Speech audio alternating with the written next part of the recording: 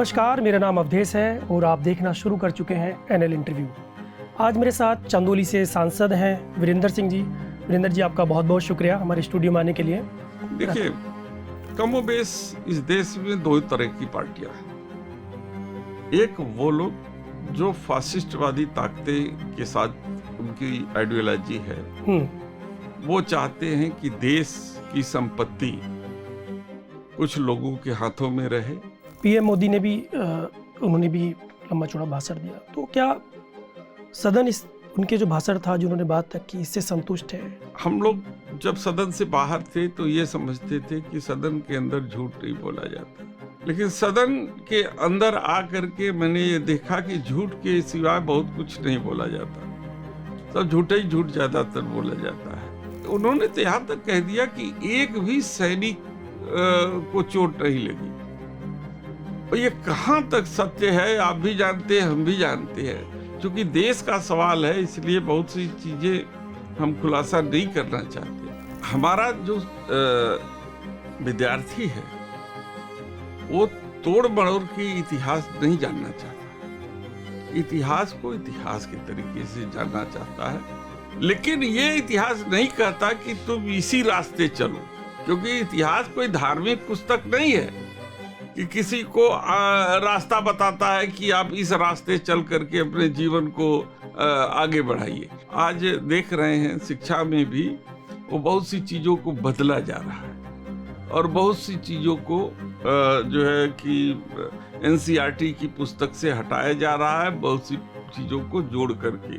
अब बताइए, किताब में तो ये भी है कि सावरकर जी बुलबुल पर बैठ करके आते थे, तो क्या ये सब कल्पना वाली बात है और एक है धरातल वाली बात है। अभी वर्तमान जो स्थिति है बीएसपी की, मतलब आपको क्या लगता है कि जो मायावती जी हैं वो सरवाइव कर पाएंगी? बहुत सी चीजें ऐसी है कि उनकी बहुत सी कमजोरियां जो हैं जो सत्ता पक्ष में बैठे हुए लोगों के हाथों में दबी हुई है। और आज यही कारण है कि सब कुछ होने के बावजूद, इतनी फॉलोइंग होने के बावजूद आज वो सामने नहीं आती और सामने न आकर के पर्दे के पीछे से काम करती है। तो उनकी जो लिस्ट आती है, चाहे विधानसभा की हो चाहे वो लोकसभा की, वो पहले जारी होने से पहले भारतीय जनता पार्टी के कार्यालय में जाती है, फिर वहाँ से अप्रूव होने के बाद ही जो है आती है। 90 से ही आपकी शुरुआत हुई, तो उस समय की बीजेपी में और आज की बीजेपी में क्या फर्क देखते हैं आप? क्योंकि उसके कुछ समय बाद ही आप बीजेपी में मंत्री भी रहे हैं कल्याण सिंह जी गवर्नमेंट में। देखिए, उस समय कमोबेश लोकतंत्र था, लोकशाही थी, विपक्ष की अहमियत थी। आज लोकशाही नहीं है, अब वो तानाशाही में बदल चुकी है। नमस्कार, मेरा नाम अवधेश है और आप देखना शुरू कर चुके हैं एनएल इंटरव्यू। आज मेरे साथ चंदौली से सांसद हैं वीरेंद्र सिंह जी। वीरेंद्र जी, आपका बहुत बहुत शुक्रिया हमारे स्टूडियो में आने के लिए। और मैं जानना चाहता हूं कि एक तो आप बहुत सारी तमाम पार्टियों में रहे हैं, क्षेत्र में अब तक काम कर रहे थे, पहली बार आप दिल्ली आए हैं, पहली बार चुनकर आए हैं, तो वहाँ के वर्क कल्चर में और यहाँ के वर्क कल्चर में कितना डिफरेंट आप देखते हैं? और पार्लियामेंट सेशन भी चल रहा है, तो आप उसको किस नज़रिए से देख पा रहे हैं? देखिए, दो तरीके के हमारे सिस्टम में जो संघीय ढांचा है वो तय कर रखा है। एक जो प्रदेश के ढांचा है, प्रदेश का जो विधायिका है और वहाँ की जो विधानसभा है, उसमें आम जनता की जरूरी और आवश्यक जो आवश्यकताएं होती हैं, उन आवश्यकताओं से रिलेटेड सारे वर्क वहाँ से होते हैं। और जो सीधे सीधे जनता के बीच में पैठ जो है विधायक की होती है और उनकी समस्याओं का समाधान होता है। लेकिन जहाँ देश स्तर पे संसद में जब हम आते हैं, संघ में, तो यहाँ जो केंद्र में जो व्यवस्था है उसमें केंद्रीय योजनाओं से लेकर के जनता के बीच में सीमित ऐसे साधन होते हैं जहां हम जनता के बीच में हम पैठ बना सकते हैं। लेकिन सबसे इम्पोर्टेंट बात यह है कि यहाँ उनके हितों से संदर्भित हम कानून बना सकते हैं। उनके हितों के लिए हम एक ऐसी व्यवस्था दे सकते हैं जिससे देश और जनता का हित दोनों सुरक्षित रहे।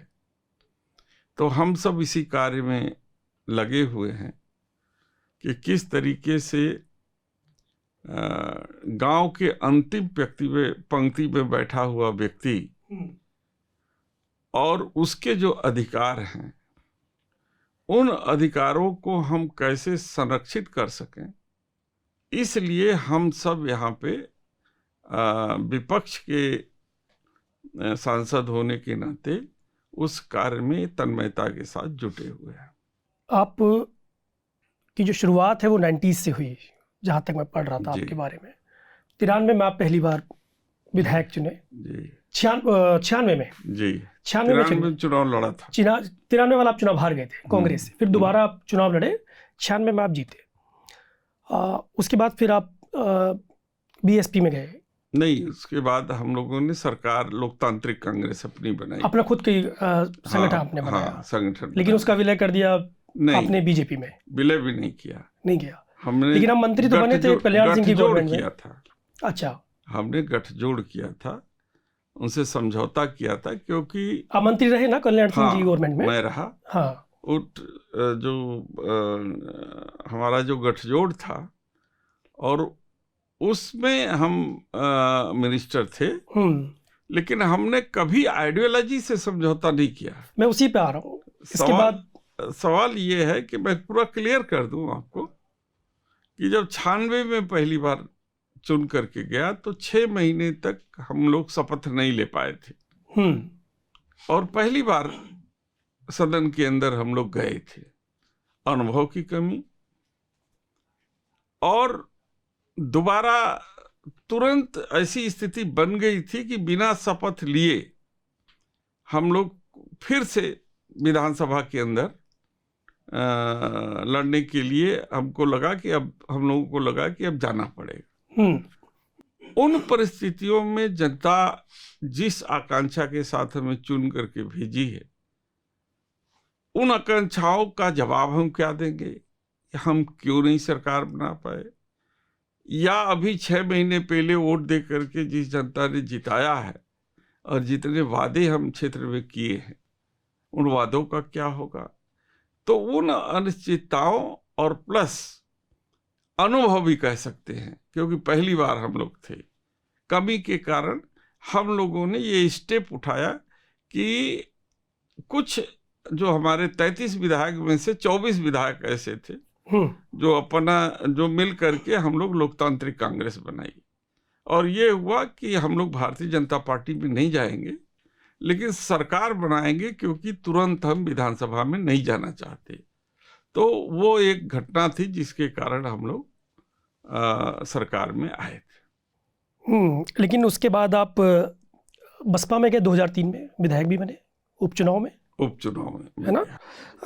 उसके बाद फिर समाजवादी पार्टी में गए, हाँ, फिर बसपा में आए, फिर सपा में गए। मतलब मेरा सवाल ये है आपसे कि ये इतना उतार चढ़ाव हुआ पार्टी का इधर उधर, तो ये मतलब क्या वैचारिक बदलाव था या फिर कोई रणनीतिक? देखिए, कमोबेश इस देश में 2 तरह की पार्टियां हैं। एक वो लोग जो फासिस्टवादी ताकतें के साथ उनकी आइडियोलॉजी है, वो दक्षिणपंथी विचारधारा से के सोच के हैं। वो चाहते हैं कि देश की संपत्ति कुछ लोगों के हाथों में रहे और समाज को वो इस तरीके से बांटना चाहते थे कि जैसे कुछ लोगों के हाथ में यदि संपत्ति रहेगी तो वो पोस्ट सृजन करेंगे और बाकी लोग रहेंगे वो मजदूरी करेंगे। 2 तबका। जबकि ये प्रधानमंत्री जी का भी भाषण था 2019 में कि इस देश में केवल दो ही तबका रहेगा, एक नौकरी देने वाला और दूसरा नौकरी करने वाला। तो उसी एजेंडे पर प्रधानमंत्री चल रहे हैं, क्योंकि ये भारतीय जनता पार्टी का एजेंडा था। लेकिन इसके ठीक विपरीत जो वामपंथी विचारधारा जिसमें समाजवाद है, उससे कांग्रेस भी जुड़ी हुई है, वामपंथ भी जुड़ा हुआ है, और तमाम ऐसे बहुजन समाज भी जुड़ा हुआ है। वो कभी भारतीय जनता पार्टी के आइडियोलॉजी से ये लोग कभी मेल नहीं खाते। तो उसमें वो था कि धन तो रहे कुछ लोगों के हाथ में, लेकिन उनके हाथ में भी पैसा रहे जो गांव के, जो देश के अन्य तबका है, इतना पैसा रहे कि वो अपनी आवश्यकताओं को पूरा कर सके और अपने बच्चों को और अपने को एक सम्मानजनक जो है समाज, व्यवस्थित समाज में रह सके, पढ़ा लिखा सके और उनकी स्थिति को जो है कि ठीक रख सके। ये विचारधारा जो कम्युनिज्म से जुड़ा हुआ, चाहे कांग्रेसी विचारधारा कह लीजिए, चाहे वो कम्युनिस्ट विचारधारा कह लीजिए, चाहे समाजवादी विचारधारा कह लीजिए, वो एक हाथ में सारी ताकत नहीं देना चाहते। कुछ लोगों के हाथ में देश की सारी संपत्ति नहीं देना चाहते। वो कहते थे कि रहे कुछ लोगों के पास संपत्ति, लेकिन बाकी लोग भी केवल एकदम निर्धन न रहे। तो हम उस आइडियोलॉजी से जुड़े थे और हमने पूरे जीवन, राजनीतिक जीवन में भारतीय जनता पार्टी के आइडियोलॉजी को स्वीकार नहीं किया, न उसके साथ कभी जुड़े। ऑफर आने के बावजूद उनके सिंबल पर चुनाव लड़ने से मैंने मना कर दिया कि हम भले विधायक नहीं रहेंगे, सांसद नहीं होंगे, लेकिन हम भाजपा के चुनाव चिन्ह पर हम चुनाव नहीं लड़ेंगे। अभी ऑपरेशन सिंदूर पे काफ़ी बातचीत हुई, चर्चा हुई पार्लियामेंट में, तमाम सांसदों ने अपनी बात रखी, पीएम मोदी ने भी उन्होंने भी लंबा चौड़ा भाषण दिया। तो क्या सदन इस उनके जो भाषण था, जो उन्होंने बात रखी, इससे संतुष्ट है, या फिर कोई ऐसी बात जो मतलब उनको बोलनी चाहिए थी, जो होना चाहिए था, जो नहीं हुआ? देखिए, हम लोग जब सदन से बाहर थे तो ये समझते थे कि सदन के अंदर झूठ नहीं बोला जाता, लेकिन सदन के अंदर आकर के मैंने ये देखा कि झूठ के सिवाय बहुत कुछ नहीं बोला जाता, सब झूठे ही झूठ ज्यादातर बोला जाता है। तो थोड़ी निराशा भी हुई आकर के कि जिस कल्पना के साथ हम लोग आए थे, सदन में लोग उस तरीके से आचरण नहीं करते हैं। ऑपरेशन सिंदूर पर जिस तरीके से राजनाथ सिंह ने जवाब दिया कि, और ये उन्होंने तो यहाँ तक कह दिया कि एक भी सैनिक को चोट नहीं लगी। और ये कहाँ तक सत्य है आप भी जानते हैं, हम भी जानते हैं। क्योंकि देश का सवाल है, इसलिए बहुत सी चीजें हम खुलासा नहीं करना चाहते, लेकिन दुनिया के तमाम ऐसे बड़े समाचार चैनल्स हैं, उसके सोर्सेज हैं, जिन लोगों ने इस बात को स्वीकार भी किया कि नहीं, हम जो है कि कुछ हानियां हुई हैं, तो सरकार को स्पष्ट रूप से बाकी चीजों को देश के सामने बताना चाहिए। उन्होंने भी संविधान की कसम खाई है, तो मैंने भी संविधान की शपथ ली है कि हम देश की संप्रभुता के साथ किसी भी प्रकार का वो नहीं करेंगे। आप भी सांसद होके ही प्रधानमंत्री हुए हैं, मैं भी सांसद में, चूंकि आपकी संख्या अधिक है इसलिए आप सत्ता में हैं, लेकिन ठीक है, हम सत्ता में नहीं हैं तो हम अपनी जिम्मेदारी से थोड़ी हट रहे हैं कि हम देश के साथ जो है कि किसी तरीके से कंप्रोमाइज करेंगे, या देश की संप्रभुता के साथ हम कंप्रोमाइज करेंगे, या देश के गोपनीयता को हम भंग करेंगे। तो हम ये तो नहीं करना चाहते, हम भी तो उतने ही जिम्मेदार हैं, लेकिन सरकार हमको दुश्मन की नज़र से देखती है। विपक्ष को कभी भरोसे में नहीं लिया, ये बड़ा दुर्भाग्यपूर्ण बात है। क्या लगता है आपको कि मतलब उनको क्या कमी रह गई? देखिए, हमारा जो मानना ये था कि आज 2019 से पहले जब पुलवामा में हुआ था, उरी हुआ था, ठीक, तो देश ने भरोसा किया। विपक्ष ने जब सवाल किया कि भाई ये पता होना चाहिए कि किसकी चूक थी, कैसे आरडीएक्स आया, कैसे गाड़ी में भर के आया। आज इतनी एडवांस टेक्नोलॉजी में आप सैटेलाइट जहां चल रहा हो, और सैटेलाइट से आप एक एक पल की चीजों को आपके यहाँ स्टोर है डाटा में, आप खुलासा नहीं कर सकते कि कैसे बॉर्डर पार किया, गाड़ी कैसे आई, कौन उसमें इन्वॉल्व था। अगर सरकार चाहे तो 1 घंटे के अंदर सदन के अंदर इस बात का खुलासा कर सकती है, लेकिन सरकार अभी तक 6 साल हो गए, अभी तक देश को नहीं बताया कि आखिर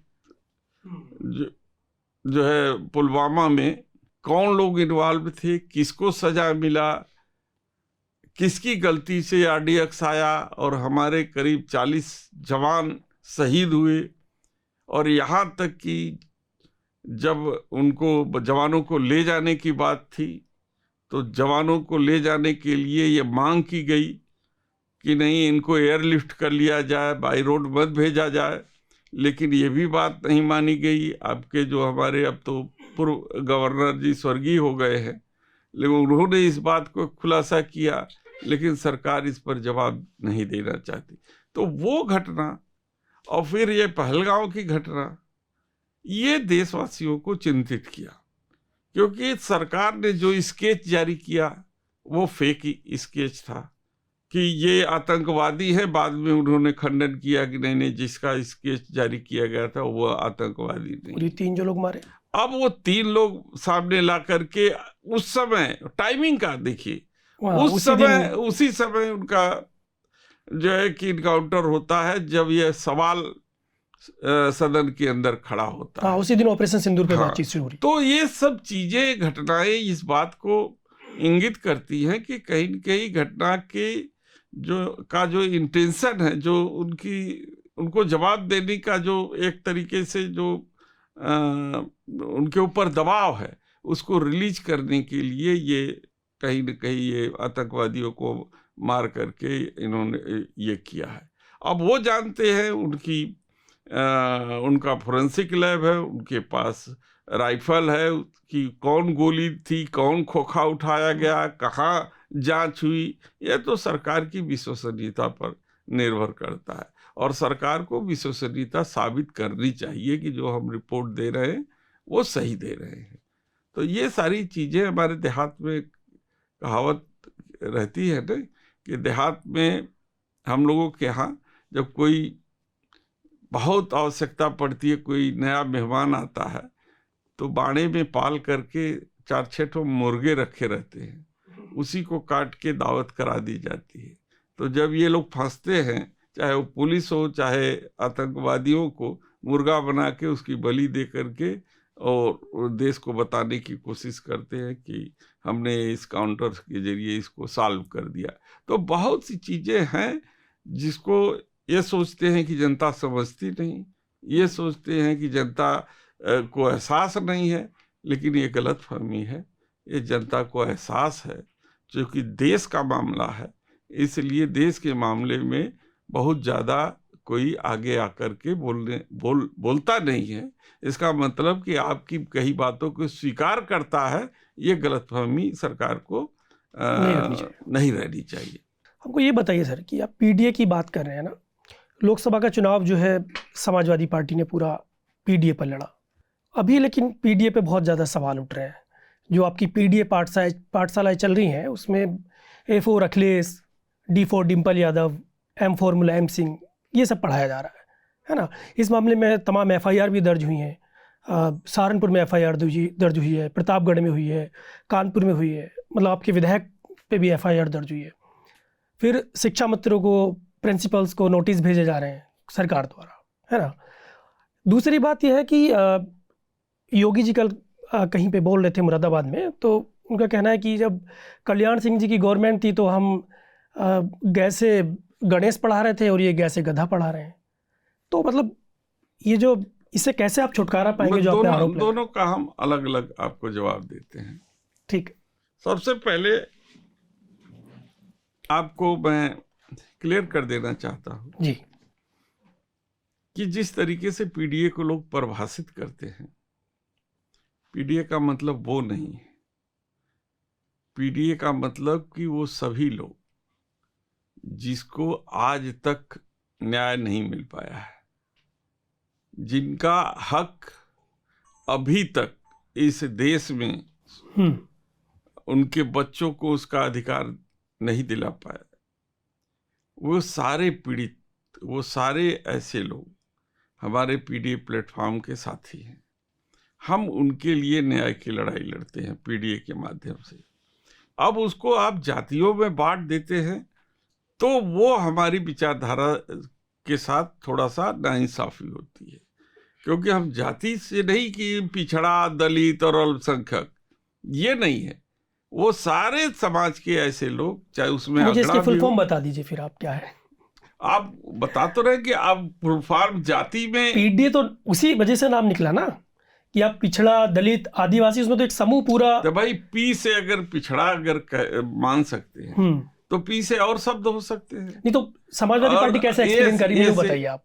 पीडीए को कैसे एक्सप्लेन करिए? मैं तो कह रहा हूँ, हाँ, पीडीए को एक्सप्लेन इससे कह रही है कि समाज के हर वह तबका जिसको आज तक इस देश की सरकार ने न्याय नहीं मिल पाया है, उनको अधिकार उनका नहीं मिल पाया, उनके बच्चों को इस देश की भागीदारी में, देश के संसाधनों में हिस्सेदारी नहीं मिल पाई है, इस संविधान के अनुसार उनके बच्चों को उनका अधिकार नहीं मिल पाया है, वो सारे लोग इस पीडीए के हमारे साथी हैं।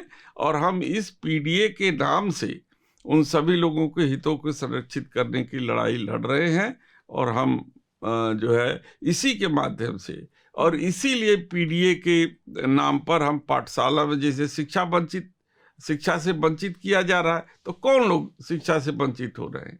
हमारे आपके बच्चे तो नहीं वंचित हो रहे हैं, क्योंकि हमारे आपके लिए तो कॉन्वेंट पाठशालाएं जो है कि बनी हुई है, बड़े बड़े स्कूल, एयर कंडीशन स्कूल बने हुए हैं। लेकिन जो हमारा गांव का परिषदीय स्कूल है, जो गांव का प्राइमरी पाठशाला है, वो पाठशाला में तो हमारे गरीब के बच्चे जाते हैं, वो हमारे मजदूर के बच्चे जाते हैं, और समाज के एकदम निर्धन से निर्धन व्यक्ति के बच्चे जो है कि जाते हैं। और जितनी भी सरकारें आई, पहले छप्पर का स्कूल हुआ करता था, फिर बाद में टाटपट्टी आया, 2 कमरे बने, फिर किसी और की सरकार आई, उसने 2 कमरे और बढ़ा दिए, किसी और पार्टी की सरकार आई, उसने जो है कि टाटपट्टी हटा करके कुर्सी मेज कर दिया, किसी और की सरकार आई तो मिड डे मील चालू करके वो ठीक है। मेरा सवाल कर दिया। तो मेरा सवाल था कि परिवार को बढ़ाने का आरोप लग रहा है समाजवादी पार्टी मैं पर। आपको दूसरा शब्द भी बता देता हूँ, ये करके तो किसको नुकसान? वही जो मैं कह रहा हूँ, मेरा नारा है कि समाज का जो वंचित वर्ग है, जिसको अभी तक अधिकार नहीं मिल पाया, जिसको न्याय नहीं मिल पाया है, हम उसको न्याय दिलाने के लिए पीडीए प्लेटफॉर्म बनाए हैं। दूसरा, जो आप पीडीए पाठशाला में ग से गधा की बात कर रहे हैं, तो शायद गा से गधा तो उन्होंने अब आके बोला। हाँ, इससे पहले जो कई तमाम एफआईआर दर्ज हुई हैं, मैं बता जो रहा नोटिस लोगों को जा रहे हैं, तो वो आ से अखिलेश करना कोई गलत बात है? हाँ, अखिलेश नाम तो भगवान का भी है। माँ से मुलायम तो आप नाम भी कर सकते हैं, नाम भी ले सकते हैं, और मुलायम का मतलब एक वस्तु भी कठोर और मुलायम हो सकता है। आप परिभाषित कैसे करना चाहते हैं? जैसे ग से गधा आपने कह दिया, तो गधा को आप समझिए, गधा एक अच्छा मौसम वैज्ञानिक होता है। आप पता कर लीजिएगा, गधा को सबसे पहले पता चल जाता है कि मौसम खराब होने वाला है, वो कान से सिग्नल देने लगता है। दूसरा, सबसे अच्छा सर्वेयर गधा है, इंजीनियर है सबसे बड़ा। आप पहाड़ों पर जितनी भी जो है कि रोड बनी है, सबसे पहले गधा छोड़ा जाता है। गधा जिस रास्ते से उस पहाड़ पर चढ़ने के लिए चढ़ता है, उसी रास्ते से वो रोड बनाई जाती है इंजीनियर की। तो आप गधा का अपमान मत कीजिए। और गधा जो है समाज के एक ऐसा जानवर है जो कहीं न कहीं वो हमें जो है कि रास्ता भी बताता है। चलिए ठीक है, ये आपका जवाब हो गया। मुझे बताइए कि रामजी लाल सुमन जी ने राणा सांगा पर जो है कुछ टिप्पणी की, उन्होंने जो भी बोला उसको लेके काफ़ी फिर बवाल हुआ, विवाद हुआ।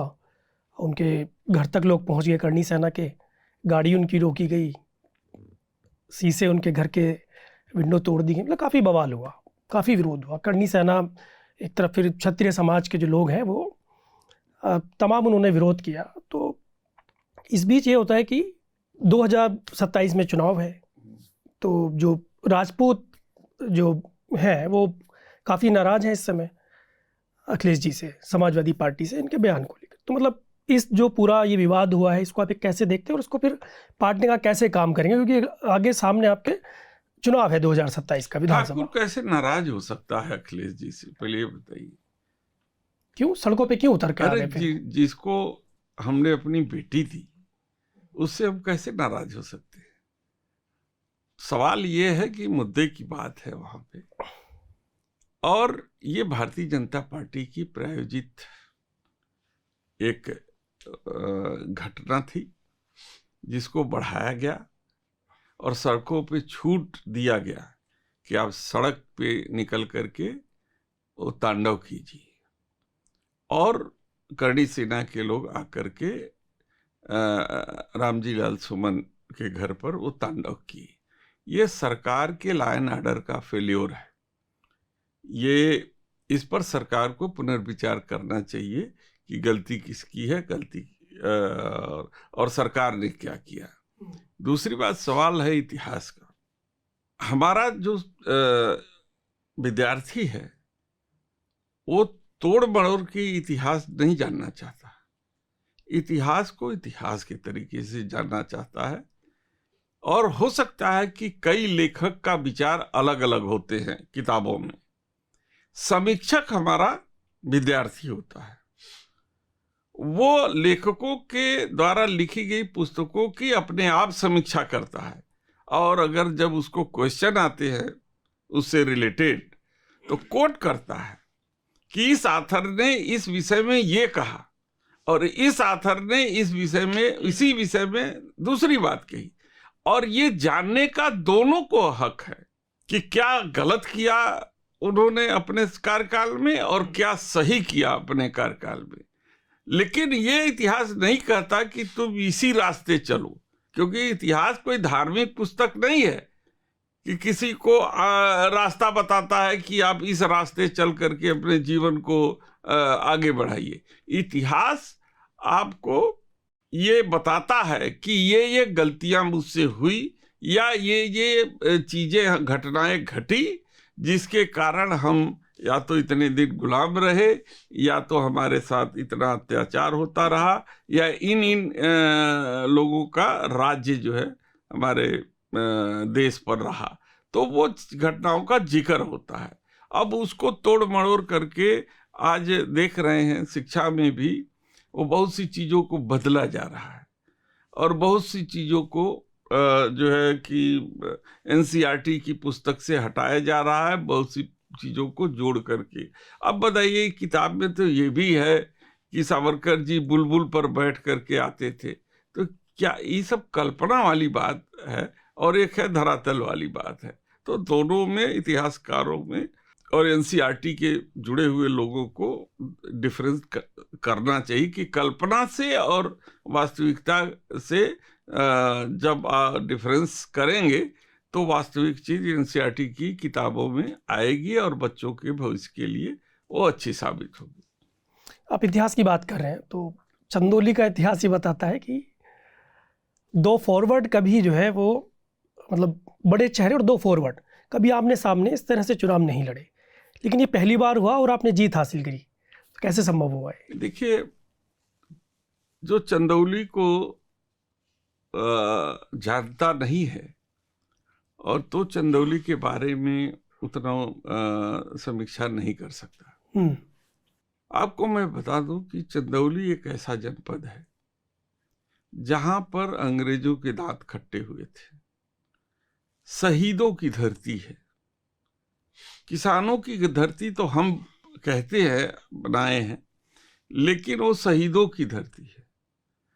और धानापुर शहीदी स्थल है, वहां पे सैयद राजा शहीदी स्थल है, धीना कोलीकांड है, और वही गंगा के किनारे जमनिया होते हुए शेरपुर तक, गहमर का नाम सुना होगा, गहमर, शेरपुर, ये सब उसी बॉर्डर के लोग हैं। और जिन्होंने अपने जीवन की कुर्बानी दे दी और अंग्रेजों से लड़ते हुए अंग्रेजी सेना ने पूरे तालुके पर जुर्माना लगाया था। तालुके का मतलब पूरे परगना पे जुर्माना लगा दिया था कि ये लोग अंग्रेजों की बात नहीं मानते और बगावत करते हैं। और आज आप वहाँ शहीदी स्थल पे जाएंगे तो देखेंगे कि शहीदों की एकदम दर्जनों नाम वहाँ पर लिखे हुए हैं शिलापट पे। कुछ लोगों की मूर्तियाँ लगी हैं और कुछ लोगों के लिए हम लोग प्रयास कर रहे हैं कि जो है कि जो बचे हुए जो हमारे शहीद हैं और उनकी भी मूर्तियाँ लग जाएं। हमने 10 लाख रुपए अपने सांसद निधि से उन शहीदों की मूर्तियों को स्थापित करने के लिए दिया है। तो चंदौली एक बड़ा समृद्धशाली इस मामले में रहा है। तमाम आप देवकी नंदन खत्री की आपने वो चंद्रकांता फेमस आपने देखा होगा। तो चंद्रकांता की ये कहानी, हाँ, तो चंद्रकांता का पूरा सत्य अगर कहीं आपको मिलेगा तो चंदौली की धरती नौगढ़ में मिलेगी। नौगढ़, विजयगढ़ और ये सब, और आज भी जीवंत है। हम कई बार प्रयास कर चुके हैं प्रधानमंत्री जी से कि उसको ठीक ढंग से रिहेबिलिटेट करिए कि पर्यटक वहाँ जाएं, उसको देखें, समझें, वहाँ की अयारी को देखें, समझे। देवदरी, राजदरी, वनों का क्षेत्र है वहाँ पे। तो ये बहुत खूबसूरत और किसानों की धरती है कि जहाँ का चावल आज भी मशहूर है। काला धान, काला धान का कटोरा भी कहा जाता है। हाँ, धान का कटोरा कहा जाता है। हम ऐसे समय में पंडित कमलापति त्रिपाठी जी को याद कर सकते हैं कि उन्होंने ही पूरा वहाँ की व्यवस्था, नहरों का जाल और वहाँ बंधियाँ ये सब स्थापित की, जिससे आज हमारा किसान वहाँ आबाद है। और बड़ी वीरों की धरती है, बड़े स्वाभिमानी लोग हैं वहाँ पे। और वहाँ आप जाओगे तो लगेगा कि नहीं, हाँ, हम किसी जगह आए हैं। वहाँ के लोग, वहाँ के लोगों की भाषा, वहाँ लोगों का व्यवहार, वहाँ के लोगों के द्वारा आपका आवभगत, ये आपको कहीं और देखने को नहीं मिलेगा। इसलिए चंदौली बहुत समृद्धशाली है इस मामले में। तो यहाँ पे जो आप कास्टिज्म की बात कर रहे हैं कि 2 सवर्ण, तो सवर्ण का कोई मतलब नहीं है। हम तो पीडीए से लड़े थे, हम तो पीडीए के लड़े थे और वही पीडीए के लोग हमको आगे लेके चले थे। हाँ, लेकिन इतना जरूर है कि जो डायरेक्ट फाइट थी और उस फाइट में ऐसे लोग जो है जो मैंने हमारे कैंडिडेचर को घेरने के लिए, चूंकि कैबिनेट मंत्री थे, तो घेरने के लिए उन्होंने पूरी रचना रच ली थी। हमारे यहाँ कई बाहुबली हैं और आपने ब्रिजेश सिंह का नाम सुना होगा। सुशील सिंह जी विधायक हैं वहाँ के, विनीत सिंह ये अपने आप में एक हैं, छत्रबली सिंह वहाँ के जिला पंचायत है, और वहाँ कई वहाँ पे समझ लीजिए कि, और 2 हमारे ही बिरादरी की राज्यसभा सदस्य उन्होंने बनवा दिया था, चूंकि भाजपा के अध्यक्ष थे। एक दर्शना सिंह को बनाया, एक साधना सिंह को बनाया वहाँ पे, कि राजपूत वोटों को ये लोग बटोर लेंगे और फिर उनके अपनी जीत के लिए ये सब सारा क्रियाक्रम। और जो नंगा नाच हुआ पूरे देश में हुआ, हमारे यहाँ थोड़ा ज़्यादा हुआ, लेकिन इसके बावजूद वहाँ की जनता ने जो है कि हमें आशीर्वाद दिया है। इसलिए पूरे क्षेत्र की जनता का तो मैं बहुत आभारी हूँ, क्योंकि इतने बाहुबलियों के बीच में वो जो मान सम्मान रखा है वो कम नहीं है। तो वहाँ डायरेक्ट लड़ाई नहीं थी। बीएसपी से आप विधायक रहे, है ना? अभी वर्तमान जो स्थिति है बीएसपी की, मतलब आपको क्या लगता है कि जो मायावती जी हैं वो सरवाइव कर पाएंगी? वो दोबारा से जो है, जो पहले उनका ओरा तो अभी भी है, मतलब जो पार्टी उनकी मजबूत होगी उस तरीके से, या फिर जो चंद्रशेखर हैं, भीम आर्मी, आज़ाद समाज पार्टी, मतलब वो कहीं पे एडजस्ट करेगी? आपका मैं जानना चाहता हूँ। देखिए, बहुत लंबे संघर्ष के बाद, क्योंकि आप उस पार्टी में रहे, हाँ, नजदीक से काम किया। मान्यवर काशीराम जी, जिन्होंने कमजोर समाज को एकजुट किया था। और आपको मैं बताना चाहता हूं कि वो कभी किसी बड़े आदमी के घर पे रुके नहीं, चाहे किसी जात के हो, वो कभी रुके नहीं। सबसे गरीब आदमी के घर रुकते थे गांव में, उसके घर बनी जो भी नमक रोटी दाल मिलती थी वो खाते थे। जो आइडियोलॉजी उन्होंने समाज के अंदर स्थापित किया और एक फार्मूला उन्होंने दिया समाज को कि एक कमजोर लकड़ी को कोई भी तोड़ सकता है, लेकिन अगर 10 कमजोर लकड़ी को एक साथ बांध दो तो पहलवान आदमी भी उसे तोड़ नहीं सकता। तो समाज को एक मैसेज दिया कि अलग अलग तुम लोग रहोगे तो ऐसे ही प्रताड़ित होगे, एकजुट हो और सत्ता में भागीदारी लो, तब जाकर के तुम्हारा मान सम्मान और तुम्हारी जो आर्थिक और सामाजिक स्थिति है उसमें बदलाव आएगा।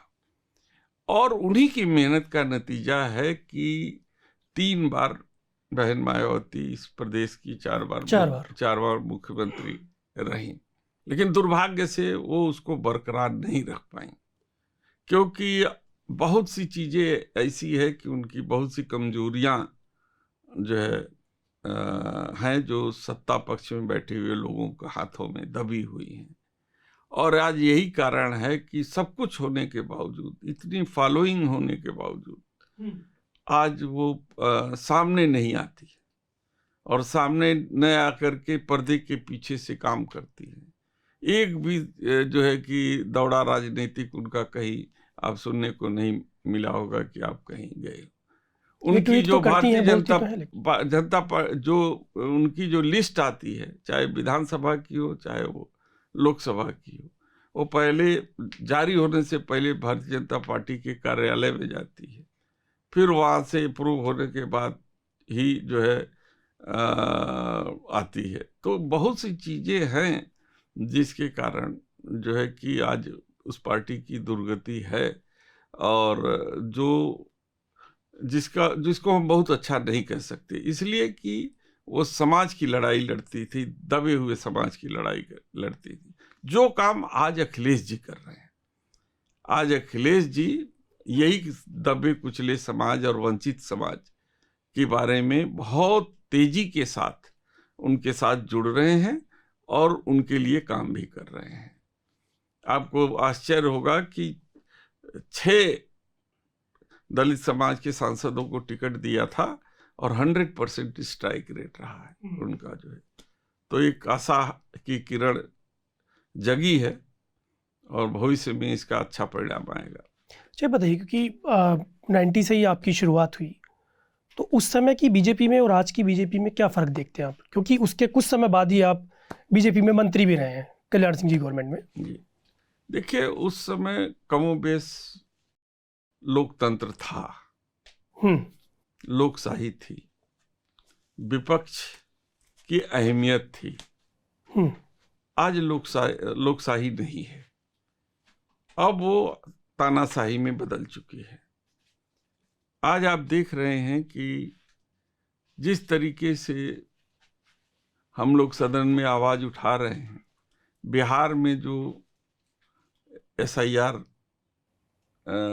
इन्वेस्टिगेशन चल रहा है, उसके माध्यम से हर विधानसभा में से 35,000 वोट इन लोगों ने अलग किया है। और इसका मतलब है कि ये सारी प्लानिंग से वोट चोरी हो रही है, और वोट चोरी किसी और की नहीं हो रही है। वोट चोरी समाज के केवल सबसे कमजोर तबके की हो रही है, जो अपना कोई डॉक्यूमेंट अपने पास नहीं रखा हुआ है। किसी के पास हाई स्कूल कोई पढ़े ही नहीं है, बहुत लोग ऐसे हैं जिनके पास सर्टिफिकेट हो। किसी के पास मकान है ही नहीं है जिससे कि वो निवास प्रमाण पत्र बता दे। हाँ, उसके पास मनरेगा में काम करता है, झुआ फरसा ढोता है, तो मनरेगा का जॉब कार्ड है जो सरकार को स्वीकार नहीं है, वो अवैध कर दी है। एक कार्ड है आधार जिस पर उसका अकाउंट खुला हुआ है, अकाउंट में उसके पैसा जाता है, जिसके आधार पर उसकी जन्मपत्री बनती है, जिसके आधार पर KYC वो होता है, रिन्यूअल होता है, जिसके आधार पर आपको पासपोर्ट बनता है, जिसके आधार पर सारी चीज़ें बनती है। लेकिन ये सरकार कहती है कि नहीं, ये इलेक्शन कमीशन कहता है कि हम आधार भी नहीं स्वीकार करेंगे। तो आखिर कौन सा ऐसा डॉक्यूमेंट है कि जिसको वो दे दे जी आप कर ले, और ऐसे ऐसे डॉक्यूमेंट मांग रहे हैं जो उसके पास है ही नहीं। और कोई भी लड़का वहाँ जो गरीब आदमी है तो बच्चे उसके जाते हैं बाहर काम करने के लिए, और बाहर काम करने के लिए गए हैं, उनके घर कोई गया कि नहीं गया, कि बाहर गए हैं बस उसने कह दिया, बस उनका विलोपित कर दिया। क्योंकि जब ऐसी मानसिकता से BLO जाएगा कि हमको इस बूथ पर से इन समाज के इतने % वोट को विलोपित करना है, 50 वोट हमको विलोपित करना है, तो बस 50 वोट ऐसे ऐसे समाज का विलोपित हो गया और लिस्ट आ गई। अब देखिए अपील भी करने का तरीका देखिए कि अपील कहाँ किया जाए, जब आप ये नहीं बताएंगे किसका विलोपित हुआ है, मैंने किसका नाम मैंने काटा है, उसका वो एपिक नंबर क्या है, उसका जो है एड्रेस क्या है, ये सब डिटेल नहीं है उसमें जो उन्होंने जारी किया है। उसमें केवल नंबर बताया है, न एपिक नंबर दिया है और न ही उसका जो है कि एड्रेस दिया है और न बूथ नंबर दिया है। तो ऐसे में कोई अपील करे तो करे और कहाँ करे, ये सरकार की साजिश है। और उस साजिश के लिए हम लोग आज 15 दिन से लड़ रहे हैं, 21 तारीख से लेके आज तक लड़ रहे हैं कि गरीबों के अधिकार पे डाका मत डालो। बाबा साहब भीमराव अम्बेडकर जी ने एक गरीब को सबसे बड़ा अधिकार दिया था, वोट का अधिकार, और उन्होंने ये कहा कि चाहे महल में रहने वाला अमीर हो, चाहे झोपड़ी में रहने वाला गरीब हो, दोनों के वोट की कीमत एक होगी। तभी हमारे जैसे या अन्य लोग, जैसे बड़े लोग जो होते हैं, हमारे जैसे जो लोग हैं, प्लस और जो बड़े लोग हैं, मोदी जी हैं और तमाम है, शाह जी हैं, ये गरीब की झोपड़ी में जाके हाथ जोड़ते हैं वोट के लिए। जिस दिन उनका वोट का अधिकार खत्म हो जाएगा, उनकी तरफ कोई झांकेगा नहीं। तो इसलिए ये सरकार उनके वोट पे डाका डाल रही है, और ये हम लोग होने नहीं देंगे। और जब तक सरकार चर्चा नहीं कराएगी, उनके अधिकार की डकैती बंद नहीं होगी, तब तक हम लोग लड़ाई लड़ते रहें। क्योंकि सदन उन्हीं के लिए बना है, सदन अडानी अंबानी के लिए नहीं बना है, सदन अंतिम व्यक्ति के लिए बना है। हम अंतिम व्यक्ति के अधिकारियों की रक्षा करेंगे, इसके लिए हम संघर्ष कर रहे हैं। ये बताइए, 2027 में चुनाव है और अभी आपकी पार्टी इंडिया अलायंस में है। हालांकि एक पार्टी जो आम आदमी पार्टी है वो अलायंस से बाहर हो गई है, तो ये क्या गठबंधन बना रहेगा या आपकी क्या रणनीति है, आप कैसे तैयारी कर रहे हैं, या फिर आप PDA पर ही पूरा इलेक्शन लड़ेंगे? थोड़ा सा अगर मुझे बता पाएं कि मतलब तैयारी क्या है आपकी? देखिए है क्या, आपको भी समझना चाहिए कि ये हमारा संघीय ढांचा है।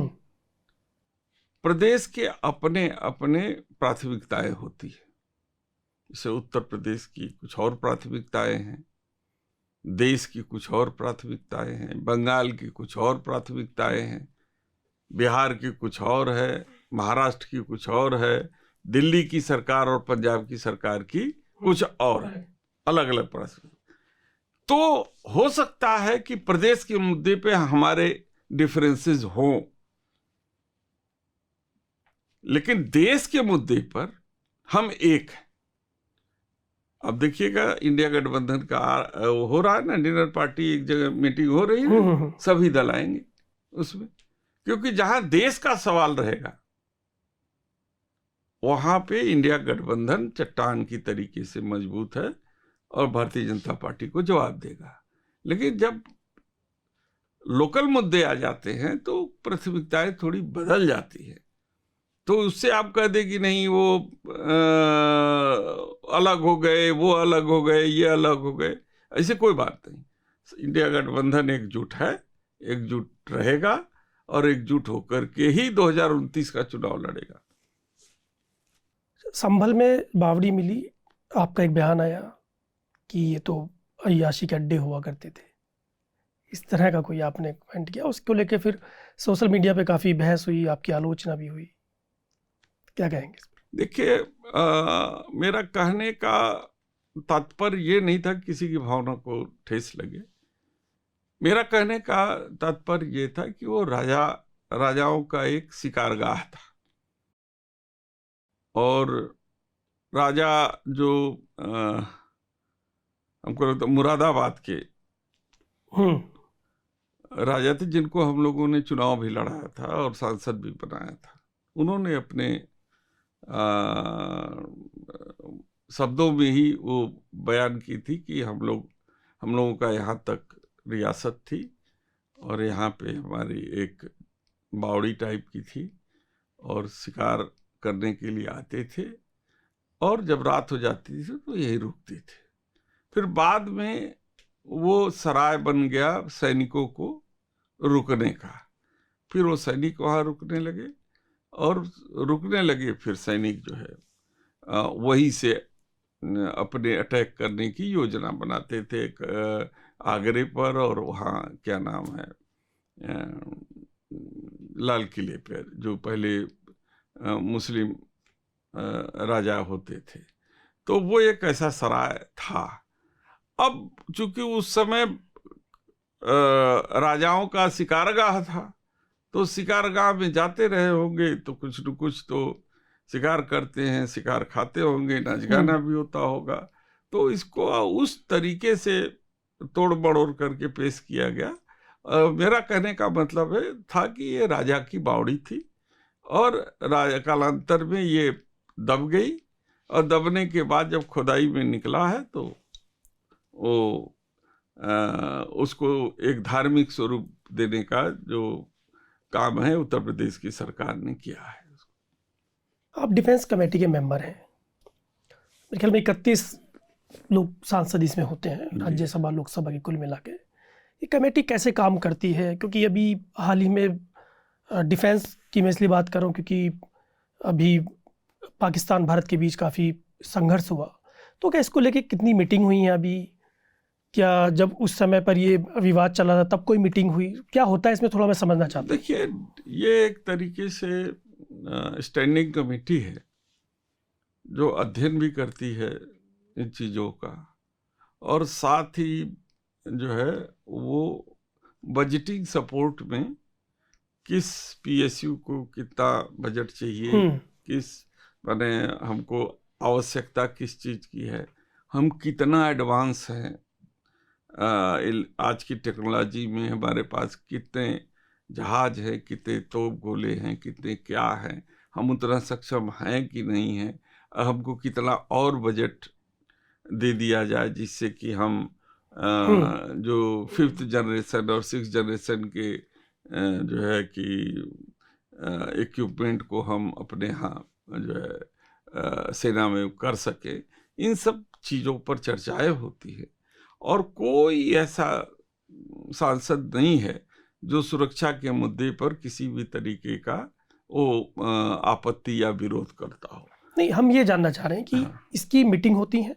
हाँ, मीटिंग में जब ये वॉर चल रहा था तब भी, क्या वॉर नहीं कहूँगा, मतलब जो संघर्ष चल रहा था भारत पाक के बीच, तो तब भी क्या कुछ मीटिंग हुई? क्या इंटरनल जो चीज़ें होती हैं, जैसे कि आप अभी राफेल का जिक्र कर रहे थे, क्या उस मीटिंग में ये सब चीज़ें डिस्कस होती हैं? देखिए, होता क्या है कि जब इस तरीके का सिचुएशन आता है तो हमारी सेनाएं अपने काम में लग जाती हैं, और हम लोग जब मीटिंग करते हैं तो सेनाओं के कुछ अधिकारियों को डाटाज लेकर के आना पड़ता है।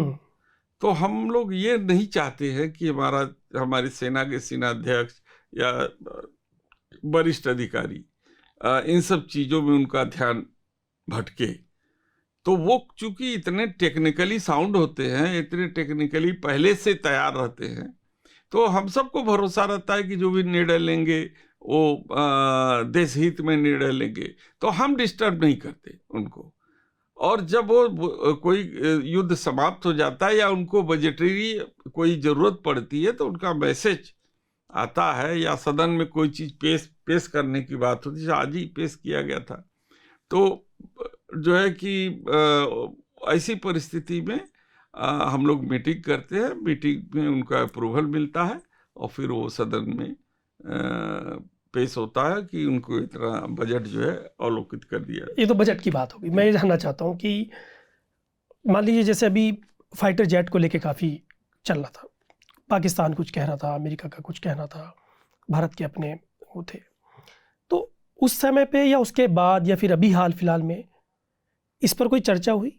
देखिए, चर्चाएं जो अंदर होती है उसकी गोपनीयता को भंग करने का अधिकार नहीं है, और हम सब कोशिश करते हैं कि अंदर की मीटिंग में क्या हुआ, कौन सी बातें हुई, इस पर हम लोग कोई बाहर किसी मीडिया या किसी व्यक्ति से शेयर नहीं करते, क्योंकि हम सब जिम्मेदार नागरिक हैं और एक संसद की गरिमा और सदस्य होने की गरिमा से और डिफेंस कमेटी की गरिमा से जुड़े हुए रहते हैं। इसे चर्चा भी नहीं करते कहीं, यह हमारी जिम्मेदारी भी है।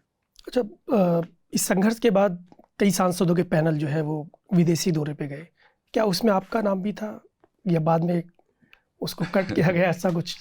अब वो बीत गई बातें। आपने सदन में सुनाई कि पहल तो अच्छी थी, लेकिन इसको सरकार ने पॉलिटिकलाइज कर दिया। नियम यह है कि आप भेज रहे हो तो किस सदस्य को किस पार्टी से जाना है, यह पार्टी का नेता तय करता है कि हमारी पार्टी से अमुक व्यक्ति या अमुक सांसद जो है कि इस कमेटी में जाएगा। अब सरकार गया था, अब बता तो रहा है, वो उन्होंने भेजा था, ठीक। अब सरकार ने क्या किया कि वो अपने मनमानी ढंग से उन सदस्यों को चूज कर लिया जो सदस्य लगता है कि वहाँ उनके जो है कि उनके लिए सूट करता। तो जैसे शशि थरूर जी को उन्होंने कर लिया, कांग्रेस ने भी एतराज जताया, अन्य पार्टियों से इसी तरीके से था, उन्होंने भी जताया। तो उन्होंने एक तरीके से पॉलिटिकलाइज करने का जो प्रयास किया वो गलत था। प्रयास तो ठीक था, लेकिन हासिल क्या हुआ ये भी एक प्रश्न है कि हासिल क्या हुआ। लेकिन देखिए, कभी कभी सही फोरम पे, उचित फोरम पे अगर हम अपनी बात न कहें और कहीं और जाकर के बात कहें तो उसका उतना इफेक्ट नहीं आता। इंदिरा जी ने अटल जी को भेजा था तो यूएन के फोरम पर भेजा था, ऐसे नहीं भेज दिया था कि किसी देश के सामने जाओ और उनसे हमको सहायता मांगो कि नहीं हमारे लिए खड़े हो, आवाज उठाएं। ऐसा कभी इंदिरा जी ने नहीं किया। ये जो भी राय देंदा इनका रहा हो, राय देने वाला प्रधानमंत्री को दिया हो। इसीलिए तो हम लोग कहते हैं ना कि विदेश नीति टोटल फेल है, फेल हो गई इनकी। तो इस तरीके का आचरण नहीं करना चाहिए जो प्रधानमंत्री जी। हाँ, कोई ऐसा फोरम रहे, वर्ल्ड लेवल फोरम है जहाँ सारे देश आ रहे हैं, एक विपक्ष के किसी बढ़िया नेता को भेजो, मैसेज जाए कि पक्ष विपक्ष दोनों एक है। आप एलओपी से कहिए कि किसी एक बढ़िया जानकार व्यक्ति की जो विदेश मामले में जानकार हो और उनका नाम आप प्रस्तावित करिए, या 3 नाम प्रस्तावित कर दीजिए, हम उसमें से 2 को भेज देंगे, या 5 नाम प्रस्तावित कर दीजिए। हमारे यहाँ विपक्ष में जानकार लोगों की कमी है क्या? लेकिन आप उसी को अब हमारे अधिकार पर डाका डालोगे, हमको चैलेंज, हमको साइड करोगे, जब हमारे जो है कि सदन के लीडर को ही आप इग्नोर कर रहे हो, उनसे नहीं पूछ रहे हो, तो एक तरीके से राजनीति कर रहे हो। तो राजनीति करने के लिए बहुत जगह है। जब देश संकट में होता है तो सबको ठीक से काम करना चाहिए। तो सपा के तो और भी सांसद गए थे, आपका ही नाम क्यों कटा? नहीं, एक ही उन्होंने एक को चूज किया। और कितने नाम गए थे टोटल? अब गए तो हमको लगता है 2-3 गए रहे होंगे, अब इसको खुलासा नहीं करना चाहते यहाँ पे। चलिए ठीक है। ये अंदरूनी मामला है। आपके परिवार में कोई और है राजनीति में, या कोई नई जनरेशन को आप तैयार कर रहे हैं? ये बड़ा कठिन काम है। हाँ। और आने वाली जो पीढ़ी है उसके अंदर इतना संघर्ष करने का मुद्दा नहीं है। राजनीति में करीब 10,000 लोग घर से निकलते हैं, 1 लाख, और 1-2 लोगों को कभी मौका मिलता है सदन तक पहुंचने का। सेवा के कई तरीके हैं। तो जैसे कि बेटा मेरा डॉक्टर है, वो हॉस्पिटल के जरिए सेवा कर रहा है। भाई मेरा जो है एजुकेशन सेंटर चलाता है, वो शिक्षा क्षेत्र से जुड़ा हुआ है। सभी अपने अपने क्षेत्र में सेवा के क्षेत्र में है, लेकिन कोई राजनीति में नहीं। बीते सप्ताह जन्मदिन था आपका, तमाम नेता पहुंचे थे, अखिलेश यादव भी थे जी, डिम्पल यादव भी थी। हाँ जी, पूरा परिवार था। क्या बातें होती हैं जब लोग मिलते हैं आप लोग? तो देखिए, पॉलिटिक्स छोड़ के सारी बातें होती हैं। अच्छा, उससे राजनीति की बातें नहीं, राजनीति ने हमारे नेता जितना प्यार अपने सदस्यों को करते हैं, कार्यकर्ताओं को, हम सब भाग्यशाली हैं। हम तो कई दल में रह चुके हैं और मैं अपने अनुभव से बता रहा हूं कि उतना प्यार करने वाला कोई और दल में नेता नहीं, जितना कि अखिलेश जी अपने लोगों के साथ प्यार मोहब्बत करते हैं। मैं देखता हूँ छोटा से छोटा कार्यकर्ता अगर उनके पास आ जाए तो उसको प्यार से पास बुलाते हैं, फोटो खिंचवाते हैं, पूछते हैं हालचाल। और कोई ऐसा दिन नहीं है जो मदद न करते हो किसी की। कोई खिलाड़ी आ गया तो कोई पीड़ित आ गया, कोई ऐसा व्यक्ति आ गया निर्धन, इलाज नहीं हो रहा है, या उसकी शादी है तो कुछ है, वो हमेशा हमको लगता है मदद करते रहते हैं पार्टी की तरफ से। तो ये बहुत कम हम लोगों ने देखा। हम तो कांग्रेस में भी रहे, कहीं नहीं देखे कि कहाँ किसी की मदद पार्टी की तरफ से होती है।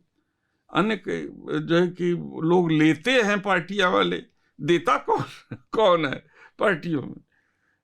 अभी भी कहीं जाने का मन है, या क्योंकि आपने तमाम पार्टियां बदली हैं? अब तो देख तो रहे हैं। देखिए, मैंने कहा कि आइडियोलॉजी से कभी समझौता मैंने नहीं किया है। अब उम्र भी हम लोगों की लगभग हो गई है, 65 साल हो गया है। तो जब तक भाग्य में है, फिर उसके बाद फिर इसी की सेवा करते रहेंगे समाजवादी में रह करके, क्योंकि विचारधारा से मिलती है हमारी पार्टी। मैं आपका एफिडेविट पढ़ रहा था, उसमें 3 मुकदमे आपके ऊपर है या छुटकारा मिल गया उनसे, या क्या मुकदमे है वो सब राजनीतिक मुकदमे। वो घेरा डालो डेरा डालो, अच्छा, 2007 में समाजवादी में ही था, तभी लगा था। और एक आध जो है धरना वरना प्रदर्शन का है, वो होगा। तो यही सब है। बाकी तो मेरे ऊपर तो 107-16 भी नहीं लगता है। मैं बिना सलहे की चलता हूँ, कोई मेरा सुरक्षा नहीं है, कोई, हमारा दरवाजा हमेशा खुला रहता है। तो इसलिए हमें कोई दिक्कत नहीं। मैं किसी से डरता भी नहीं, न किसी से भयभीत होकर के घर के अंदर छुपा रहता हूँ। सवाल ही नहीं पैदा होता। ठीक है, तो चंदौली से सांसद थे हमारे साथ। आपने देखा कि इतनी तरह बेबाकी से सारे सवालों के जवाब दिए। बहुत शुक्रिया सर, थैंक यू। धन्यवाद।